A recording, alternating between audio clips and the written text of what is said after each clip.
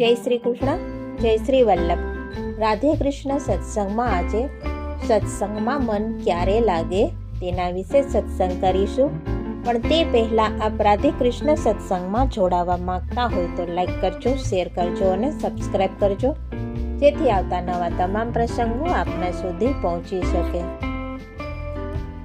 સત્સંગમાં મન ક્યારે લાગે તો આ બાબતે શ્રી સુરદાસજી કહે છે કે 4 વસ્તુ છૂટે તો પ્રભુ લીલામાં આનંદ થાય. તેમાં છે સ્વાદ, વિવાદ, હર્ષ અને આતુરતા. પેલું છે સ્વાદ. તો મનનો સ્વભાવ છે કે એક સમયે એક જ બાબતમાં જોડાયેલું રહે. જ્યાં સુધી લૌકિક બાબતોમાં સ્વાદ આવે ત્યાં સુધી અલૌકિક બાબતોમાં સ્વાદ આવશે નહીં.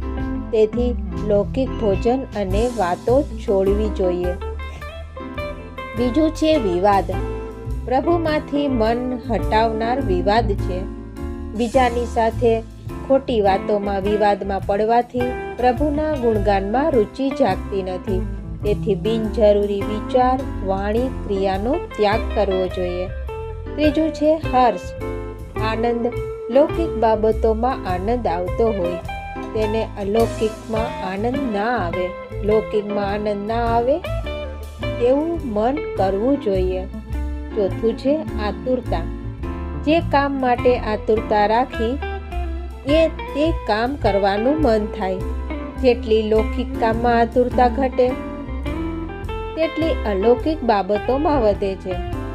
આ 4 બાબતો છોડવી જોઈએ અને 3 બાબતો અપનાવવી જોઈએ: કોમળ વચન, દીનતાપૂર્વકનું વર્તન અને પ્રફુલ્લિત મન. આવું જ્યારે થાય ત્યારે જ પ્રભુની લીલાનો આનંદ આવે અને સત્સંગમાં મન લાગે. તો આ સાથે જ આપણે આજના સત્સંગને અહીં વિરામ આપીએ. ફરીથી મળીશું નવા સત્સંગ સાથે. જય શ્રી કૃષ્ણ, જય શ્રી વલ્લભ.